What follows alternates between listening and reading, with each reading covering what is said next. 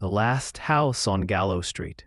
Every town has its legends, whispers in the dark that cling to the edges of reality. Hollow Creek's legend is different, darker. It centers on the house at the end of Gallow Street.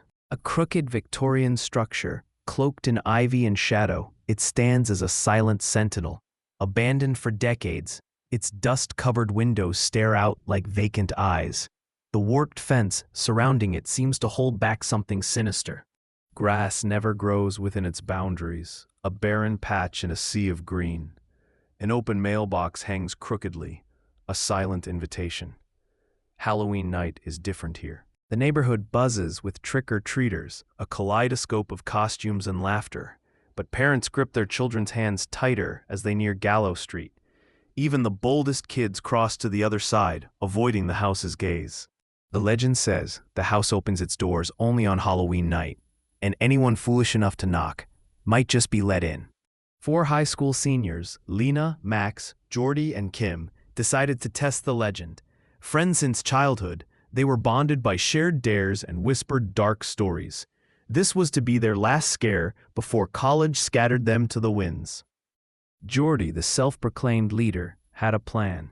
Knock selfie Snickers bolt. Simple, foolproof, hilarious. Kim, ever the pragmatist, expected an empty house, maybe a viral video.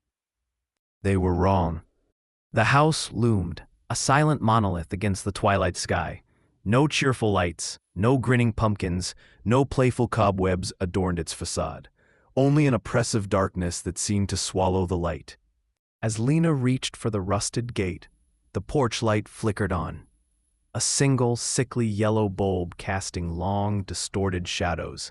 The teenagers froze, their bravado momentarily shattered. Then slowly, agonizingly, the front door creaked open, an invitation or a warning. Max, ever the comedian, tried to lighten the mood. Automatic motion sensor, maybe, he quipped, his voice trembling slightly. Lena, however, wasn't buying it. In that house? She whispered, her eyes wide with apprehension. Adrenaline and a shared sense of defiance pushed them forward. They had come too far to turn back now. Stepping onto the porch was like entering another world.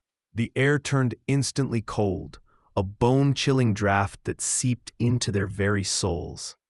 The scent of dust and decay hung heavy in the air. The foyer was dimly lit by flickering jack-o'-lanterns, their carved faces twisted into grotesque smiles. The flames within burned with an unnatural, icy blue light. A small table stood against the wall, laden with a bowl of candy. A hand-scrawled sign leaned against the bowl. "Take one, if you dare." Jordy, ever the opportunist, grabbed a handful of candy, stuffing it into his pockets. The door slammed shut behind them with a deafening thud. Max rushed to the handle, yanking it with all his might. Locked. The hallway stretched before them, impossibly long, receding into the darkness. The jack-o'-lantern's smile seemed to twist wider, more menacing. A low, guttural hum vibrated through the floorboards. The walls started whispering, a chorus of faint, childlike laughter. Kim wanted to leave, to run screaming back into the night. Lena, however, felt a chilling certainty. They couldn't. Mirrors lined the hallway, reflecting their pale faces back at them. But something was wrong with the reflections. The floorboards groaned beneath their feet, a sound like bones snapping under immense pressure. The air grew thick with a sense of dread, a palpable feeling of being watched. Paintings lined the walls, portraits of children in Halloween costumes, their faces frozen in expressions of pure horror. One painting caught Jordy's eye. It depicted him screaming, his face contorted in terror. Before he could react, Jordy vanished. A collective gasp filled the air. Where Jordy had stood, a trail of candy wrappers lay scattered on the floor. A new jack-o'-lantern flickered to life, its carved face dripping with a viscous, blood-red goo. Max, his face pale with terror, grabbed Kim and Lena, dragging them further down the corridor. The house seemed to twist and turn around them, a funhouse maze designed to disorient and trap.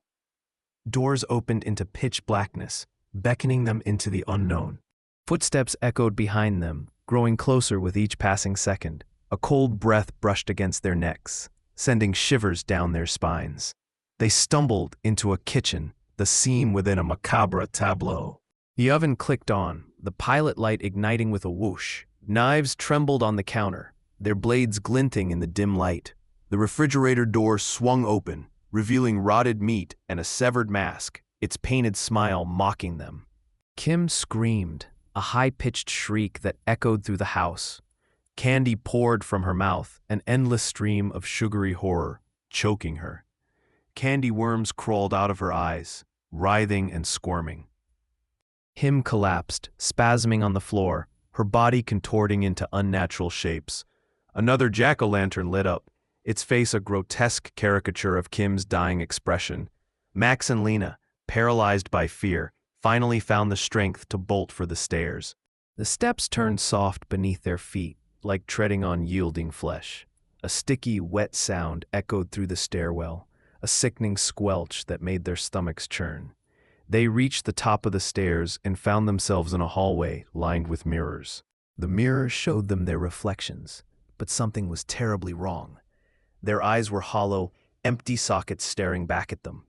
Slit throats marred their reflections, crimson lines against their pale skin. Children from the painting stood behind the reflections, their eyes burning with malevolent glee. Max's reflection moved on its own, reaching out from the mirror's surface. Before he could scream, Max was pulled into the mirror, his screams cut short as the glass rippled and solidified. Lena was alone, the last survivor of their ill-fated dare. The house pulsed around her, breathing like a living organism. The floor beat like a heart, a slow, rhythmic thumping that resonated through her bones. Whispers echoed in every room, a cacophony of voices that threatened to drive her mad. Lena stumbled back down the stairs, her legs trembling beneath her. She followed a faint light to the foyer, her only hope for escape. The door stood open, a beacon of salvation in the oppressive darkness. Outside, Halloween night sounded normal, the cheerful sounds of trick-or-treaters, a stark contrast to the horrors within. Lena sprinted, her lungs burning, her heart pounding in her chest. A voice whispered in her ear, a chillingly familiar voice. "See you next Halloween." Lena fell onto the grass, gasping for air, her body shaking uncontrollably. She looked back at the house, its dark windows staring back at her like empty eyes. The door slammed shut with a resounding boom, sealing her fate. The next morning, the sun rose on Hollow Creek, casting a golden glow on the unsuspecting town. But on the porch of the last house on Gallow Street, 3 new pumpkins appeared, each carved with a new face, eerily familiar.